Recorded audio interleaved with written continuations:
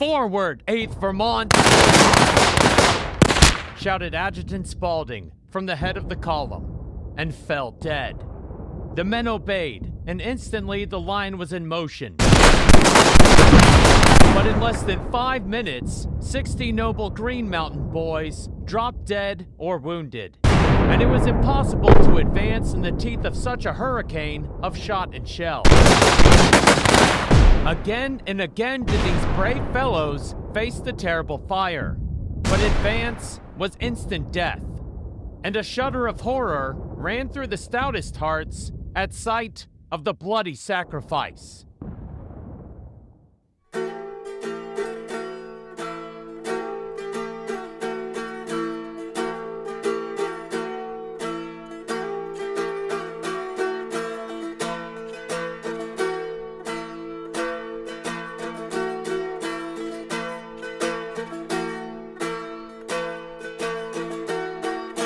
Hi, my name is Bill Coughlin, and host the First Person Civil War podcast. During a siege, defenders enjoy certain advantages where a smaller force relying on fortifications for protection could combat a much larger besieger. For attackers, they must rely on speed and concentration of forces to break a defensive line. If unsuccessful, it can result in high casualties and a blow to morale, which makes the task of successive attacks more difficult. Now, listen to a 23-year-old man from Northfield, Vermont, as he assaulted one of the final Confederate bastions along the Mississippi River to try and bring full control of the river into Union hands. Episode 63 is entitled Sergeant Major George N. Carpenter and the 8th Vermont at the Siege of Port Hudson, and relies on his book, History of the 8th Regiment Vermont Volunteers, 1861 to 1865, which he published in 1886. George Nathaniel Carpenter was born on 26 January 1840 in Northfield, Vermont. The son of a lawyer and circuit judge, George graduated from the University of Vermont in 1861. After the firing on Fort Sumter, the Vermont legislature met in response to President Lincoln's call for 75,000 troops for 90 days of service. They eventually approved a budget and made a call to fill 6 infantry regiments. Following the defeat at the First Battle of Bull Run, Major General Benjamin Butler received authorization to raise a force for an expedition along the southern coast, and in October of 1861, he visited the capital of Montpelier to make a call for troops. In direct response to this call, George Carpenter volunteered as a private on 23 October 1861 and was mustered in for service on 1 February 1862 as the Sergeant Major of the 8th Vermont. From the outset of the Civil War, a key strategy of the Union was the Anaconda Plan. It required a continuous blockade of the Confederacy, the seizure of major port cities, and eventually reopening the Mississippi River. By the spring of 1862, Major General Butler, with his 19th Corps, and Admiral David Farragut, with naval gunboats, invested New Orleans. And by the time Sergeant Major Carpenter and the 8th Vermont arrived, New Orleans was in Union hands. The Union Army and Navy continued to seize key points along the Mississippi River, such as Memphis in June of 1862. But by December of 1862, the Confederate strongholds of Vicksburg and Port Hudson denied the Union full control of the river. That month, Major General Ulysses S. Grant launched his first assault in what would become a series of maneuvers known as the Vicksburg Campaign, to wrest control of the Mississippi from the Confederacy. By the spring of 1863, Major General Grant was about to launch yet another push against Vicksburg, and the 19th Corps, alongside Farragut's blockading squadron, would participate in this campaign upon the Mississippi. In early April, Sergeant Major Carpenter and the 8th Vermont left New Orleans and marched in Brigadier General Godfrey Weitzel's 2nd Brigade, eventually commanded by Colonel Stephen Thomas. of Major General Christopher C. Augur's 1st Division, of Major General Nathaniel P. Banks's 19th Corps, also known as the Army of the Gulf. They struck out to the west and met Confederate resistance while on the march at Fort Bisland, and portions of the Army of the Gulf also fought at the Battle of Irish Bend. By this time, the 8th Vermont had received a reputation for marching and earned the nickname of Vermont Cavalry within the Army.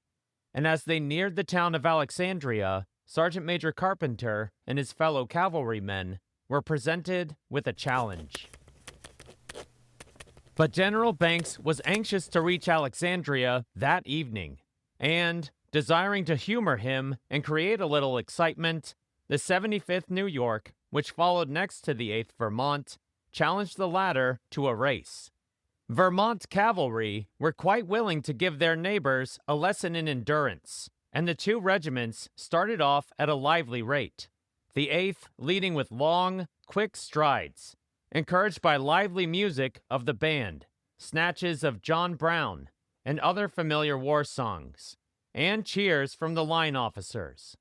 To further stimulate the men, a field officer would occasionally dismount and give some tired private a ride in his saddle, and the surgeons would allow a faint man a pull from the dark bottle.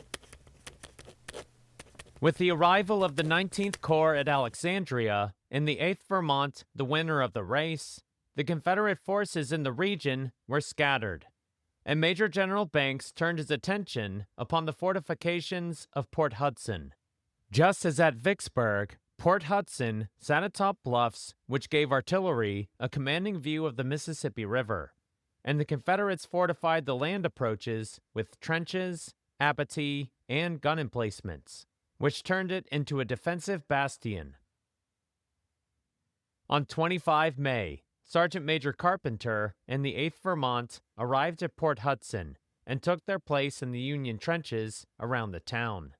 By this time, Major General Grant had surrounded Vicksburg, and if Major General Banks could quickly take Port Hudson, the Army of the Gulf could march on to Vicksburg, where both formations could combine and take the final Confederate stronghold on the river.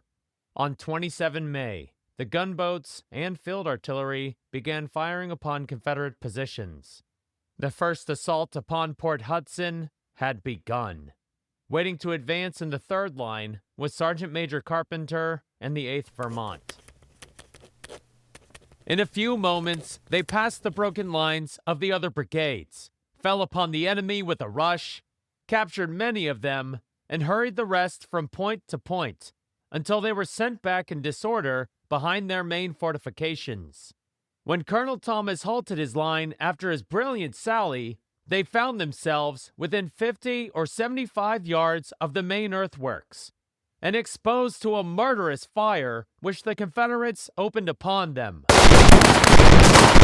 To remain there or attempt to scale the works was wholesale butchery, and, not having orders thus to sacrifice his men, Thomas fell back to the cover of the ravine and reported to General Weitzel what he had done. Colonel I.G.W. Steedman, commander of the 1st Alabama and of the Confederate left wing, repulsed the Union assault in the north with little loss on his main line. All seems to have quieted on our front. I can learn of no mischief done on our men or works. Enemy either made an attempt to charge Lieutenant Colonel Locke's front in corner of Bullpen, or made a bold effort to push forward his lines, which was in the direction of the 8th Vermont's advance. Whatever his intention, he has been defeated and gained nothing. Can hear his wounded groaning along our lines. I feel comparatively easy as to balance of night. Also reported cutting in front of Lieutenant Colonel Locke. Have ordered artillery on Commissary Hill to fire shells slowly among them, if to prove true. I doubt the correctness of the report. The first assault was disjointed and allowed the Confederates to concentrate their fire where Sergeant Major Carpenter assaulted in the morning, before shifting fire to the center and south at noon. Unable to produce a quick victory, the Union Army settled into a siege at Port Hudson, which, according to Sergeant Major Carpenter, was taxing on the men. The service required in the trenches was very exacting, and one half of the regiment was on duty, while the other rested on their arms, ready in turn to relieve their comrades, or to spring into line at any sudden word of command. The natural result of this arduous, irregular life, the privation and exposure, the strain of constant watching, was that large numbers of men fell sick and were unfit for duty, so that the service bore more heavily on those who could endure it. Though in a static form of combat, the soldiers of the 8th Vermont were never too far away from the threat of death on the battlefield. Another source of constant depletion of the Federal forces was the vigilant work of the enemy's sharpshooters. And every day, brave men were wounded by these well-aimed rifle balls, and many were killed. On this account, it was necessary to exercise extreme caution every moment, lest some unguarded movement should expose the person to this deadly fire. Not a hat or hand could be raised above earthworks without drawing a shower of bullets. And woe to the poor man who was so imprudent or careless as to venture beyond the close cover of the trenches. The business of sharpshooters and even artillery barrages were observed by both sides at the Siege of Port Hudson, and the loss of men became a constant concern for the Confederates.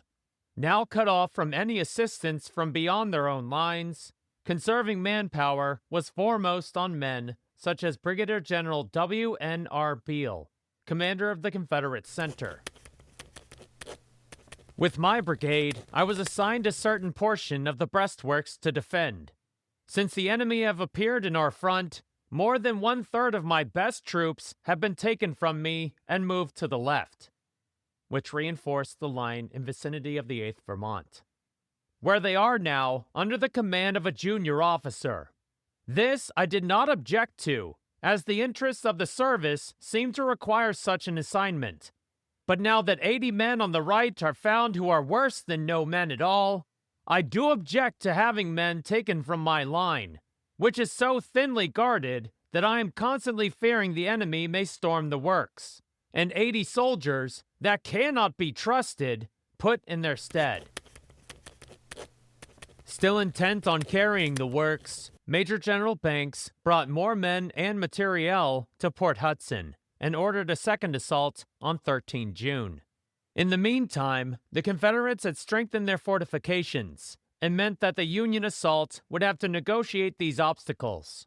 In Sergeant Major Carpenter's sector, the Union assault consisted of 2 regiments of skirmishers, followed by a regiment with hand grenades, a regiment with cotton bags to fill the ditches made by the Confederates, and then 3 assault regiments. Leading the assault column and having to maneuver around the men with the cotton bags was Sergeant Major Carpenter and the 8th Vermont. "Forward, 8th Vermont!" shouted Adjutant Spaulding from the head of the column, and fell dead. The men obeyed, and instantly the line was in motion. But in less than 5 minutes, 60 noble Green Mountain boys dropped dead or wounded, and it was impossible to advance in the teeth of such a hurricane of shot and shell. Again and again did these brave fellows face the terrible fire, but advance was instant death, and a shudder of horror ran through the stoutest hearts at sight of the bloody sacrifice. During this advance, Colonel Elisha B. Smith of the 114th New York, who commanded the brigade on that day, was mortally wounded, and command devolved to Lieutenant Colonel Van Patten of the 160th New York, who ordered a second charge. As Sergeant Major Carpenter joined in the charge, he saw the cohesion of the brigade fall apart. Some went around the hill and reached the ditch, while a few touched the breastwork. But the ground over which they dashed was strewn with dead and wounded. All that human could do, the brave men had done. And as the first ruddy dawn mocked the bloody ground on which their slain comrades lay, all that were left alive retreated to the trenches as best they could. Some who had reached positions under the enemy's parapets could not get back, and were obliged to protect themselves by hugging the walls, or crouching behind cotton bags or stumps of trees. Brigadier General Beale initially reported light casualties, but in a subsequent report had to redact his initial assessment. 14 June. The men have repulsed several charges on this line. The 1st Mississippi is scarce of caps. Can you send me any? I am trying to get them from the regiment on our right. Our loss thus far is small, that of the enemy large. Most of our guns, artillery, are disabled on this line. Fire of artillery from enemy very severe. 14 June. The loss of the 1st Mississippi in today's engagement is very severe. 18 killed and 14 wounded. The command is much reduced. Cannot the 100 men ordered to Colonel Johnson for duty be returned to the regiment? 17 June. What may be the report of a flag of truce. The dead, 160 and 1 wounded man, have been delivered. There are signs of many having been buried by the enemy. General Payne, commander of the 3rd Division, Army of the Gulf, was wounded in 3 places, in the leg, side, and shoulder, and lay all day of the fight near our breastworks. He will lose a leg. There are hundreds of guns near the breastworks, also any number of hand grenades. The Union assault of 14 June ended in failure, and in its wake, Sergeant Major Carpenter became the acting adjutant of the 8th Vermont. Despite the casualties of May to mid-June, Major General Banks made a call for a 3rd assault. 2 days after this terrible Sunday morning fight, General Banks published an order calling for a volunteer storming party of 1,000 men to lead another assault. This was the general's forlorn hope, and he urged the call with all the eloquence he could summon. But there was no enthusiastic response from the lines. Finally, a camp was designated where those who would volunteer could be specially drilled and prepared for the difficult charge. The number was not raised, however, though something less than 300 entered the lists.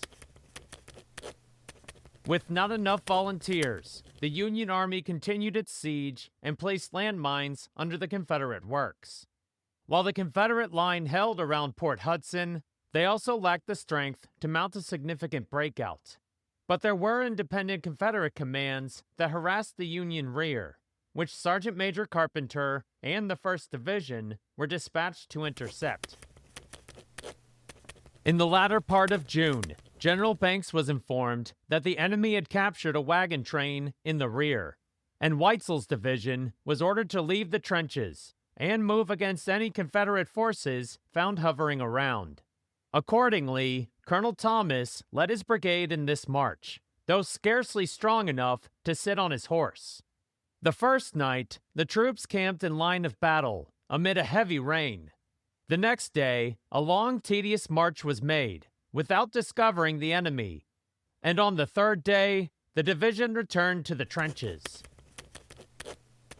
As June turned to July, soldiers began to suffer from excessive heat and malaria, but the siege had now entered its final days.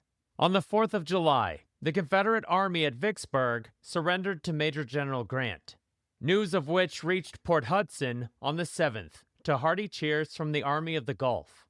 Unaware of any news from the outside world, Union soldiers passed the word to the Confederates in the siege lines. The next day, the Confederate Army sent a messenger through the lines under a flag of truce to confirm the fate of Vicksburg, and on 9 July, Major General Gardner surrendered Port Hudson and his command to Major General Banks. Though overshadowed by the campaign to take Vicksburg, the surrender of Port Hudson 5 days later gave the Union complete control of the Mississippi River. The Confederacy was now split in two. Port Hudson would be the last major engagement for the 8th Vermont in the Western Theater, as they would eventually transfer to the east, served in the Shenandoah Valley Campaign, and fought at 3rd Winchester, Fisher's Hill, and Cedar Creek. Thank you for listening to the 63rd episode. The link to Sergeant Major Carpenter's open source book is now available on the podcast website, firstpersoncivilwarpodcast.com. On Facebook, Instagram, X, and LinkedIn this week, you will find a picture of Sergeant Major Carpenter later in the war at the rank of captain. I thank those of you who supported the podcast in the past month. If you feel like you've learned something from these episodes, please follow the support podcast link on the website. And on whatever platform you found the podcast, please like, share, and subscribe. On 27 May, Private Joseph Palmer Blessington of Company H, 16th Texas, provides next episode's first-person account at the Battle of Mansfield. My name is Bill Coughlin, and thank you for listening to First Person Civil War Podcast.